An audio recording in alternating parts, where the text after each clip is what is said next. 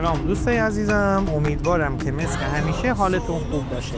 من مرتضی هستم و امروز قراره با هم گردشی داشته باشیم در سه‌شنبه بازار املش.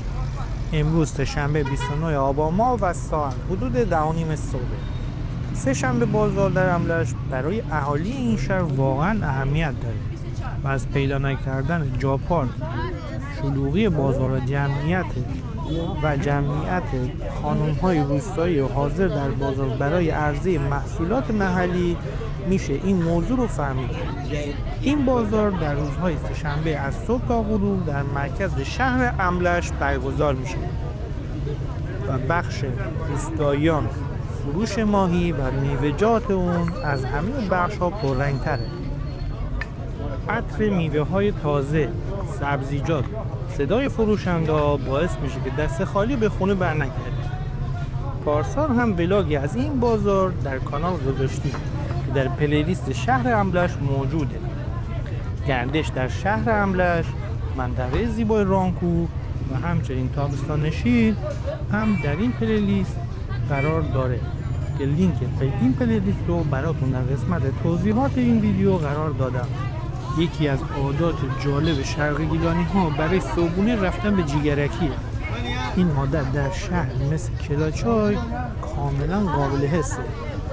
جالب اینه که رشت و غرب گیلان هم خوردن پلا کباب یا همون برنج به همراه کباب در صبحونه مرسومه. توصیه میکنم حتما برای صبحونه یک بار هم شده امتحان کنید. جای شما خالی. شهر املش در 76 کیلومتری مرکز استان گیلان یعنی شهر رشت و در همسایگی شهرهای رحیم آباد، رودسر و لنگرود قرار داره. این شهر یکی از شهرهای قدیمی شرق گیلان محسوب میشه که قدمت اون به شاه عباس صفوی برمیگرده. املش بزرگترین تولید کننده چای ایران هم هست. از محصولات دیگر این شهر میشه به برنج و مرکبات اشاره کرد. اگر شما هم مثل ما به دیدن زیبایی‌های استان گیلان و بازارهای محلیش علاقه دارید، حتما کانال ما رو سابسکرایب کنید. در ضمن در کانال آشپزی ما هم آموزش انواع غذاهای گیلانی رو در فضای روستایی برای شما عزیزان قرار میدیم. لینک اون کانال رو براتون در قسمت توضیحات قرار دادم. خواهشاً با لایک و کامنتاتون ما رو در مسیر بهتر شدن حمایت کنید و برامون بنویسید که دوست دارید از کجای گیلان زیبا براتون ولاگ تهیه کنید. در روزهای یک شنبه و پنج شنبه هر هفته در این کانال ولاگ جدید قرار داده میشه. امیدوارم که از این گردش لذت ببرید.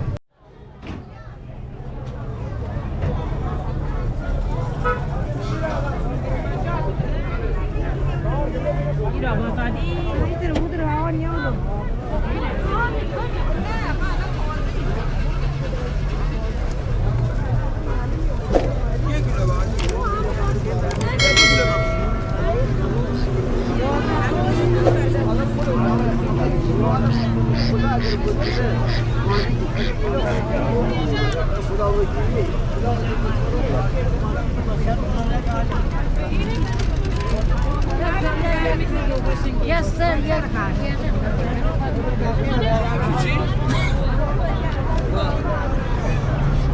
Bunu kocam derim, bir de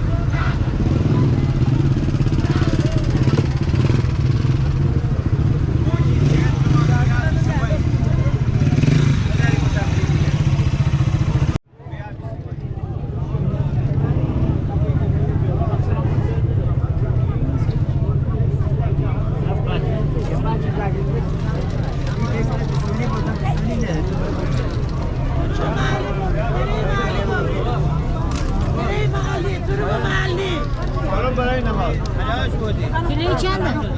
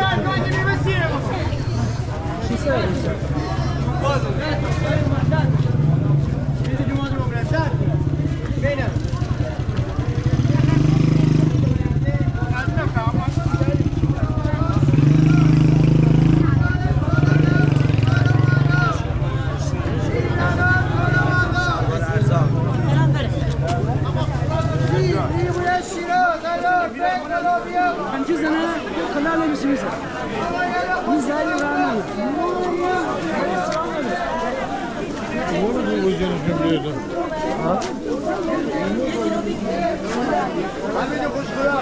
این انگور از خانه خیلی عیبایی.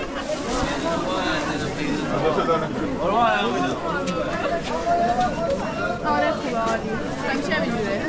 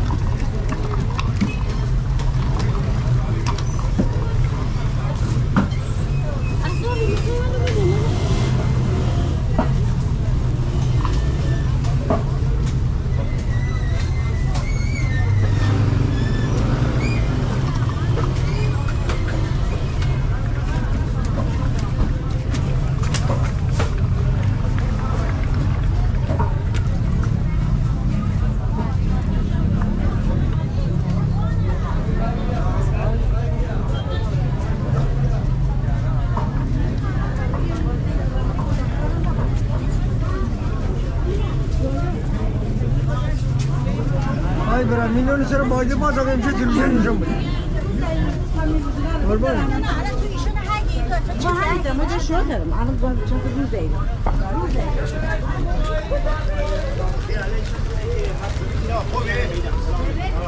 نه نیست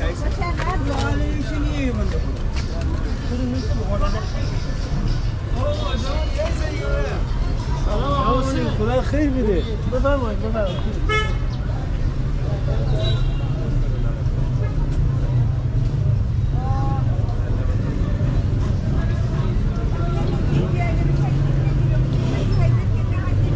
باور میکنید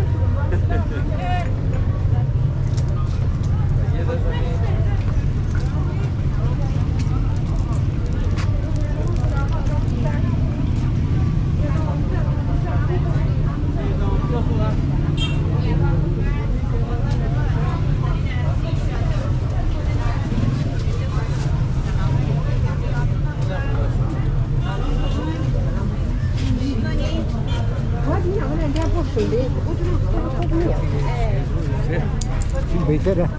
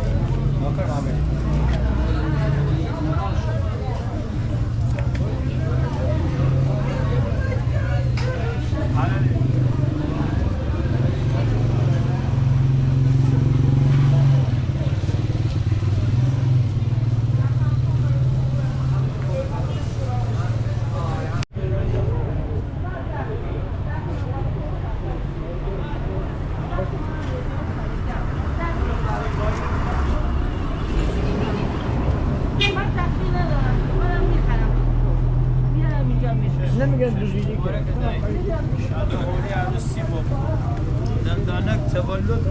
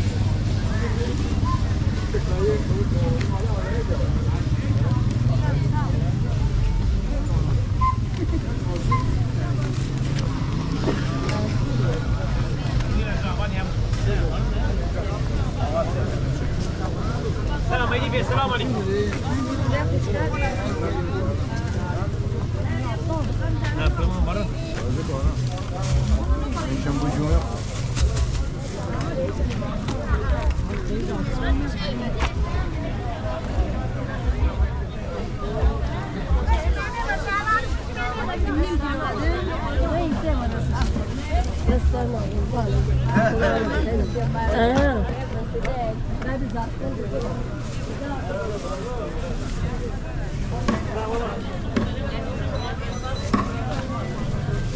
منطقه نظامیه برای ممنوع